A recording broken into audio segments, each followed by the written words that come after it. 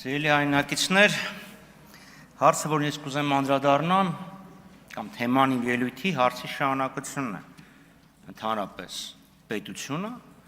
ինչպես է որոշում իր սահմանը, այնպես որ Տիկին Ջուլհակյան, ես զարմանում եմ, դուք ինչի զարմացաք իմ հարցի վրա,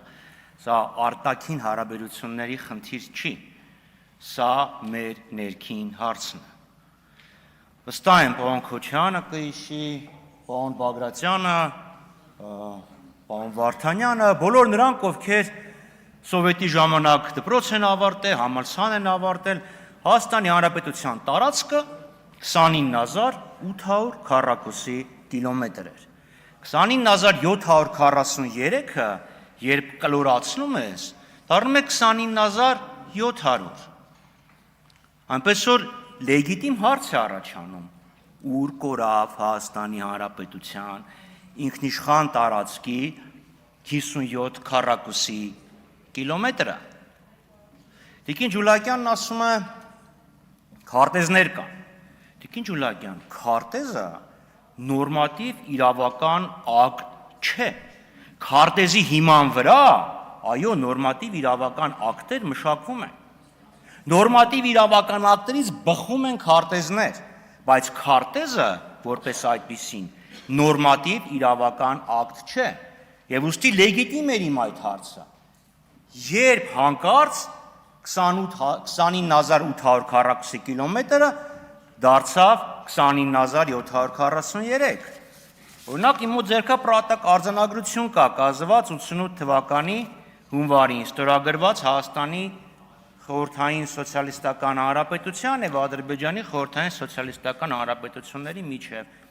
որտեղ ուրվագծերի մասին խոսք կա։ Սրա հետևանքով Հայաստանի Հանրապետությանը Զոդքի շրջանում 22 հեկտար հող է ավելհատկացվել։ Որն է այդ իրավական ակտը, լավ չիմանանք, երբ է դա կայացվել։ Երբ է դա կայացվել, որովհետև նաև իմ գործընկերներից մեկը ճիշտ նշեց, Գրանադայում 23 թվականին էլի ֆիքսվել է 29800 քառակուսի կիլոմետր։ Ինչ դպրոց, ինչ դասագիրք, դասագրքի վրա հղում չեն անում։ Դասագիրքը հղում անում ինչ որ մի թղթի վրա, որտեղ նշվում է տարածքը։ Եվ դրա համար ես կարդացի հանրագիտարանները։ Հիմա որտեղից էս հարցը ծագեց։ Առնվազն երկու պատճառ կա։ Առաջինը Ալմաթայի հռչակագիրը։ Դուք ասում եք Ալմաթայի հռչակագրով կողմերը որոշեցին, որ նախկին վարչական սահմանները դառնում են պետական սահմաններ։ Սա Ալմաթայի հռչակագիրն է, էս է Լևոն Տեր-Պետրոսյանի ստորագրությունն է։ Ես շատ կուզենայի տեսնեի այն պատգամավորին, ով կասեր, որ Ալմաթայի հռչակագրում նման բացահայտ պահանջ կա։ Դա Ադրբեջանի մեկնաբանությունն էր, որ իրանք ներկայացրել էին Կոսովոյի հարցով ՄԱԿ Արդարադատության միջազգային դատարանին, ասելով, որ կողմերը ենթադրում էին։ Թե Ադրբեջանը ինչի է որոշել, որ կողմերը տենց բան են ենթադրել, Ադրբեջանը չի պատասխանում։ Մյուս խնդիրը Քարքեն Տիգրանաշենը, որը ադրբեջանցի կոչում են Քարքի։ Միգուցե հենց Քարքեյով է պայմանավորված այդ 57 քառակուսի կիլոմետրը անհայտ շահառուին զիջելը։ Չէ, որտեղ եթե պակասեց 57 քառակուսի կիլոմետր, ում գնաց դա։ Երկրագնդի մակերեսը ոնց որ թե չի փոխվել։ Կարող է ինչ-որ ջրեր բարձրացել են, տարածք են փակել, բայց Հայաստանին դա ոնց որ թե չի վերաբերվում։ Իսկ միգուցե Օվերտոնի պատուհան է բացում, ժողովուրդ սովորեք 29743-ին, 29800-ը մոռացեք։ Եվ ահա դրա համար են առաջ օրվա մեր հարցերը, կոնկրետացեք, խնդրում եմ, Տիգրանաշենի պահով, որը դուք տենց էլ չպատասխանեցիք։ Այս ձեր պնդումներով էլ ավելի է խորանում։ Հիմա մյուս հարցը, տարածքային ամբողջականություն և ազգերի ինքնորոշման իրավունք, որովհետև դուք շատ հաճախ ասում եք, ճանաչելով Ադրբեջանի տարածքային ամբողջականությունը, դուք ճանաչեցիք Արցախը Ադրբեջանի կազմում։ Նախ անդրադառնամ են մի պարզ ճշմարտության, որ 3 կամ լավ, Երեք հիմնարար սկզբունքների վրա պիտի կարգավորվեր Արցախի հակամարտությունը. ուժի չկիրառում, տարածքային ամբողջականություն եւ ազգերի ազատ ինքնորոշում։ Իդեպ ազգերի ազատ ինքնորոշումը նույնպես ամրագրված է Ալմաթայի հռչակագրում։ Իսկ ինչի տարածքային ամբողջականություն եւ ոչ թե սահմանների անխախտելիություն։ Հելսինկյան եզրափակիչ ակտում 10 հիմնարար սկզբունք կա։ Տարածքային ամբողջականությունը զատ սկզբունք է։ Սահմանների անխախտելիությունը զատ սկզբունք է։ Ես հույս ունեմ դուք չեք ուզենա, որ ես հիմա սկզբունքների տարբերությունը կարդամ եւ այդ հարցը չուզեցի էլ տամ, որ չստացվի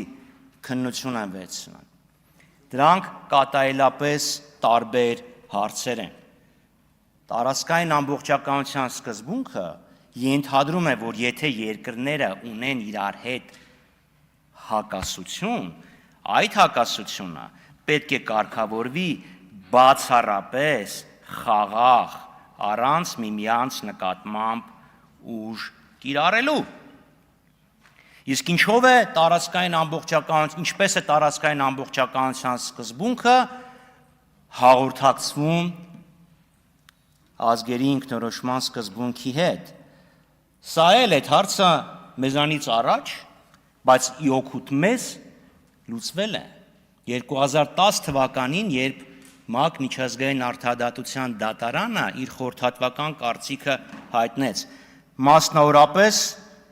80-րդ հոդվածը իրենց կարծիքի հստակ ասում է, տեսա, չեմ ուզում տպեմ, երկար փաստաթուղթ է։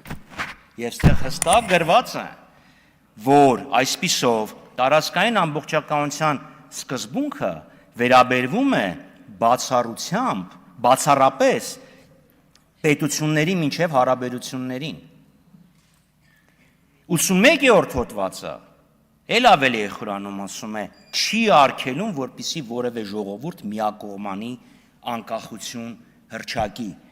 Այնպես որ ձեր պնդումները, որ երբ Հայաստանը Ալմաթայում ճանաչեց Ադրբեջանի տարածքային ամբողջականությունը, ճանաչեց Արցախը Ադրբեջանի կազմում, սին են։ Սին տարածքային ամբողջականությունը չի նշանակում, որ Արցախի ժողովուրդը իրավունք չունի անկախանալ։ Դա նշանակում է, որ Հայաստանն եւ Ադրբեջանը ճանաչում են տարածքային ամբողջականությունը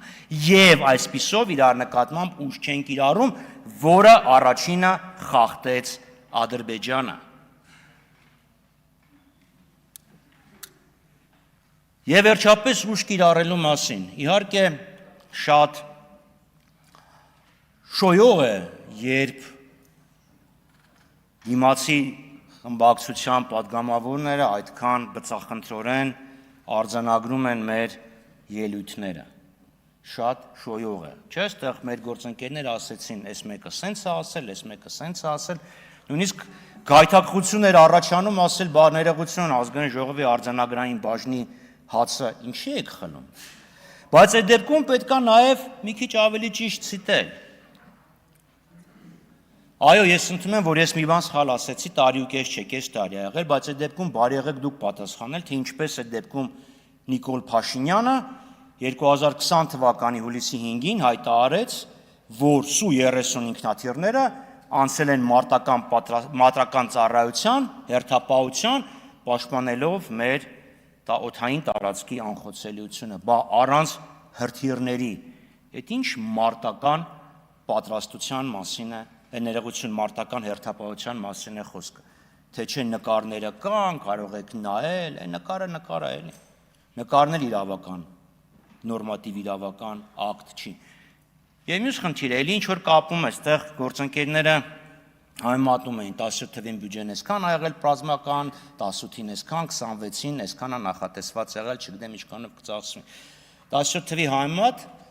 դոլարը արժե զրկվել է։ Եթե հետ գնանք, ապա 1.4 միլիարդը դառնում է 1 միլիարդ։ Եթե նայենք համաշխարհային գների, ներողություն, զենքի համաշխարհային գների փոփոխությունը, պայմանավորված ռուս-ուկրաինական, հիմա արդեն իրանական եւ պլյուս իսրայելական հակամարտությամբ, ապա գները, չգիտեմ, 1-5 թանկած կլինեն ամենակիչը։ Կարծում եմ 1-5 թանկած կլինեն, թանկացած կլինեն։ Այսինքն 1.4 միլիարդը այսօր մոտ 200 միլիոն է 10 տարի առաջվա գներով։ Շնորհակալություն։